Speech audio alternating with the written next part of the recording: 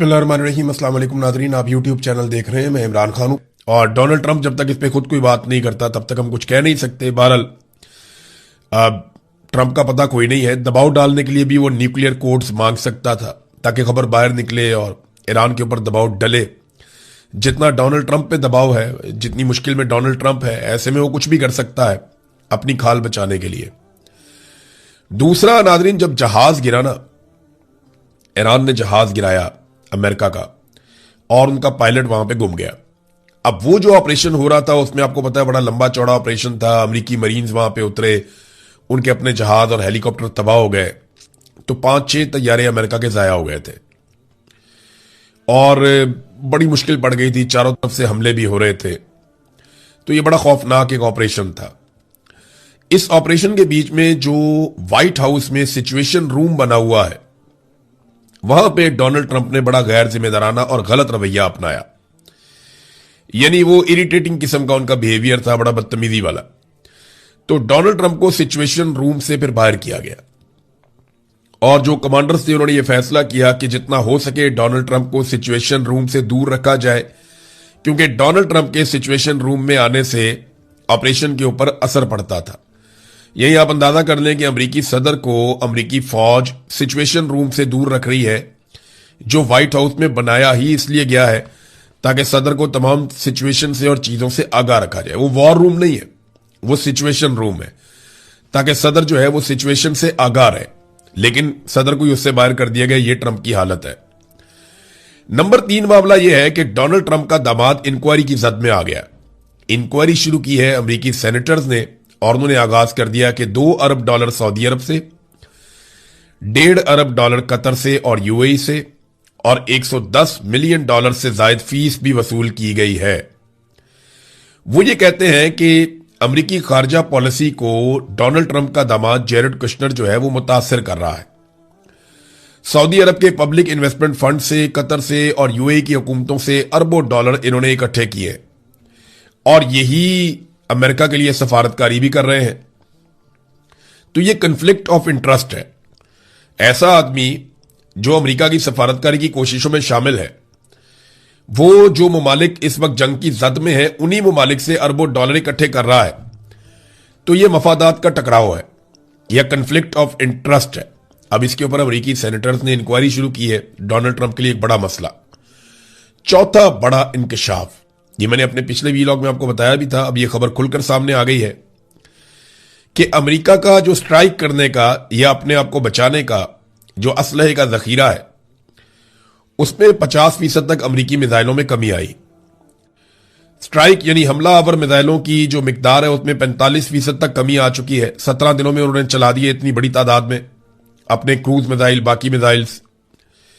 जो third system है और पैट्रियट का जो एयर डिफेंस सिस्टम है, उसके इंटरसेप्टर्स भी इन्होंने 50% तक चला दिए हैं।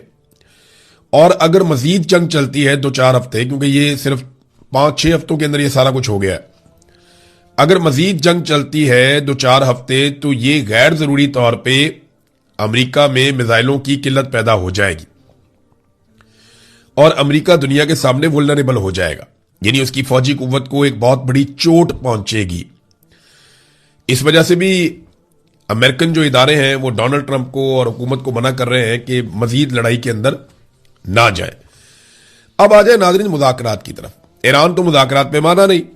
अमेरिका ने पूरी कोशिश की है कि कुछ भी करके मुज़ाकरात हो जाए, कुछ भी करके जान छूट जाए, मामला आगे बढ़ जाए, लेकिन वो हो नहीं रहा।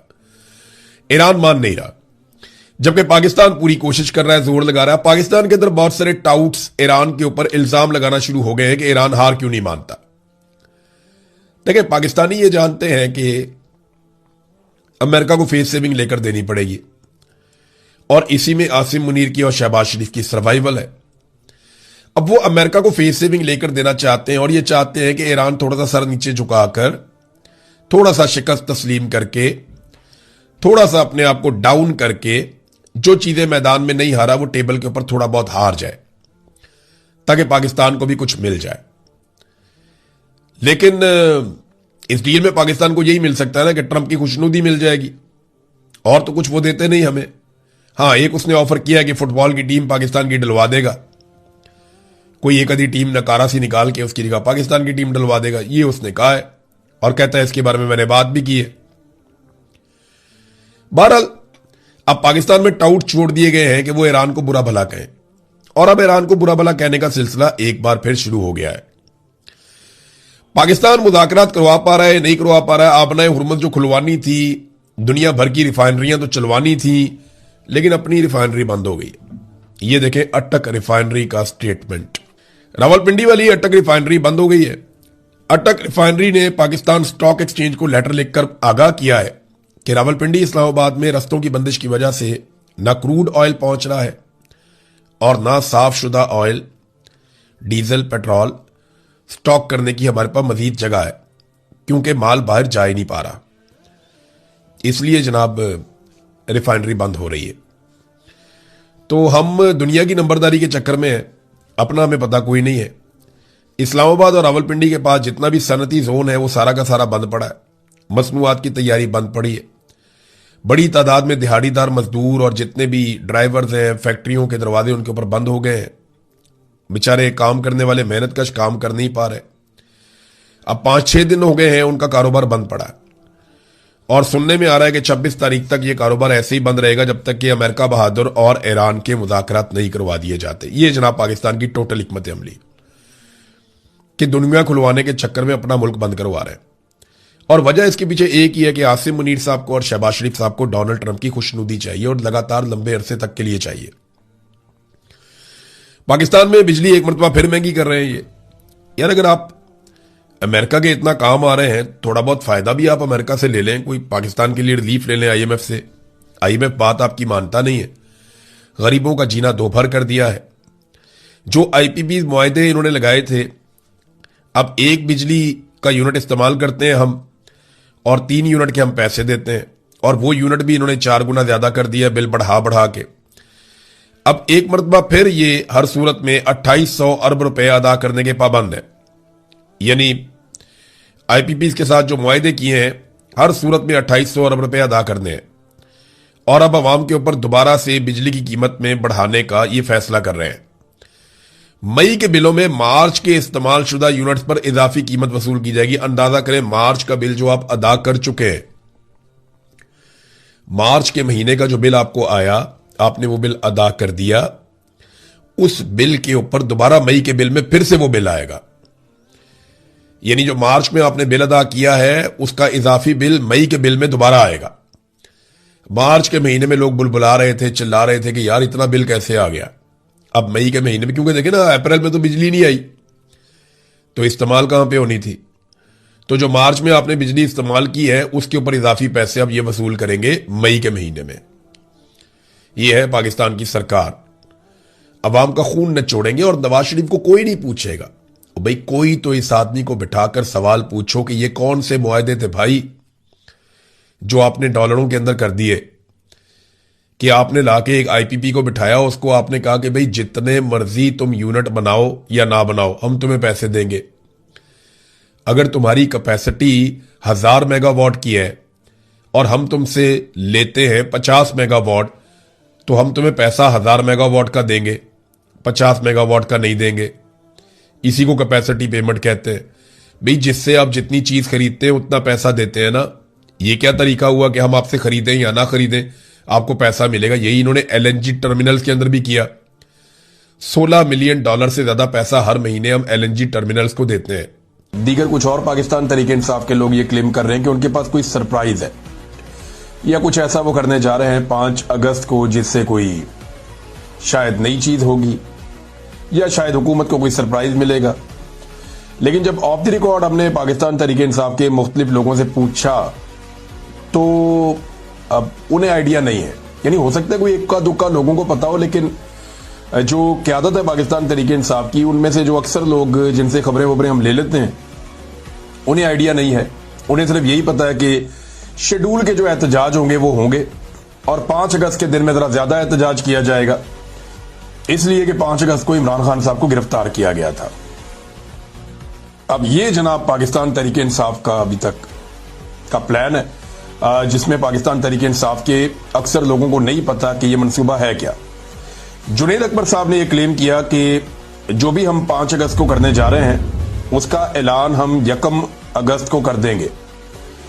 यानी 1 अगस्त को लोगों को पता चल जाएगा कि 5 अगस्त को पाकिस्तान तहरीक इंसाफ क्या करने जा रही है, जबकि पार्टी के कुछ लोग कह रहे हैं जी हम आखिरी दिन तक नहीं बताएंगे, अगर हम बताएंगे तो हमारे बंदे गिरफ्तार हो जाएंगे, हमारे लिए मुश्किलात बढ़ जाएंगी।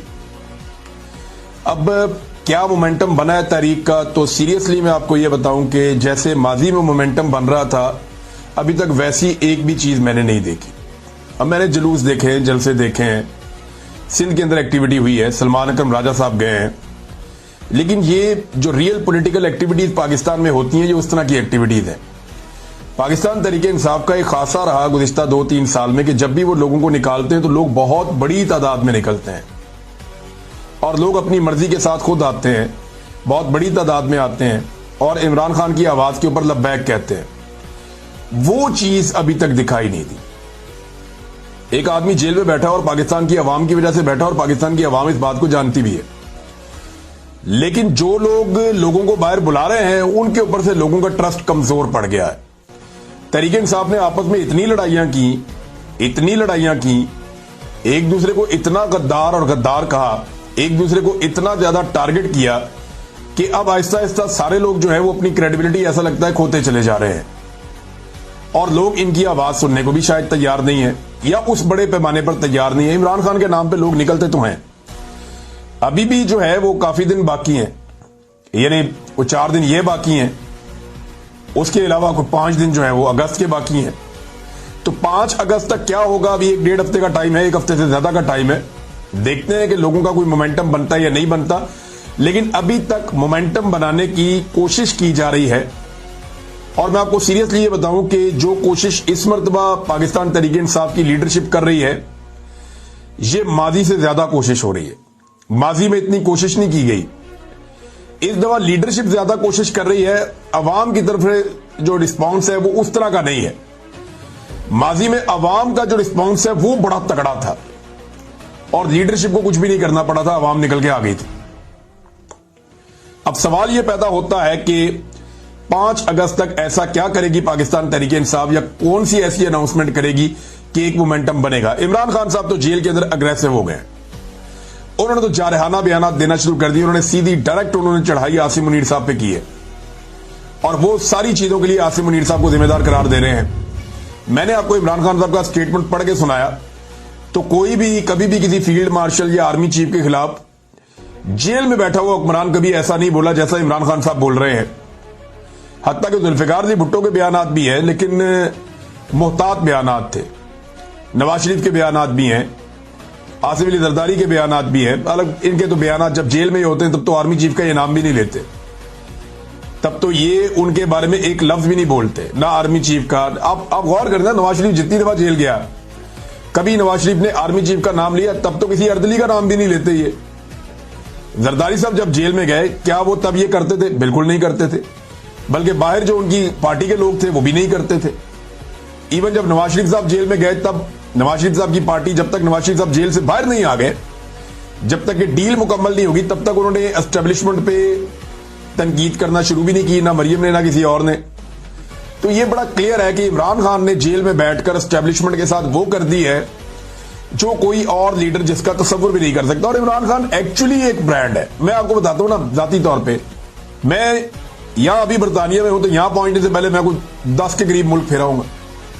बेशुमार लोग मुझे मिलते भी थे जो पाकिस्तानी नहीं थे, यानी सेंट्रल एशिया गया, मैं इधर गया, ईस्ट एशिया गया, ये मलेशिया इंडोनेशिया वाली साइड पे, इधर ये अजरबैजान, जॉर्जिया, बहुत सारे मुल्कों में मैं गया।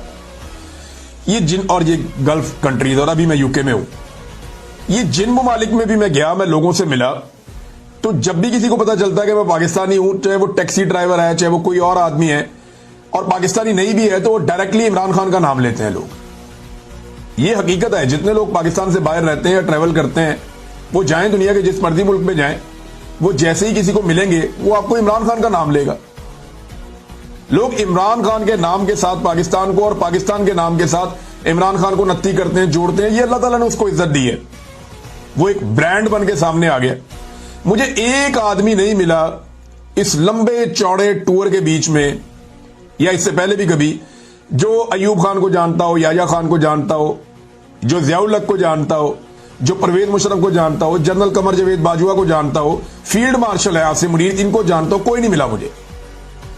हां, मुझे हर मुल्क में ऐसे बंदे बेशुमार मिल जाते हैं जो पाकिस्तान का नाम ले तो इमरान खान को जानते हैं। तो इमरान खान जो है वो एक बड़ा ब्रांड है। हालांकि फील्ड मार्शल होने के बावजूद आसिम मुनीर साहब ने मुलाकात की, जाके खाना खाया डोनाल्ड ट्रंप के साथ, तो डोनाल्ड ट्रंप भी आसिम मुनीर का नाम भूल गए। लेकिन जब भी कभी आप डोनाल्ड ट्रंप के सामने जिक्र करेंगे तो इमरान खान का नाम उन्हें फौरन याद आ जाएगा।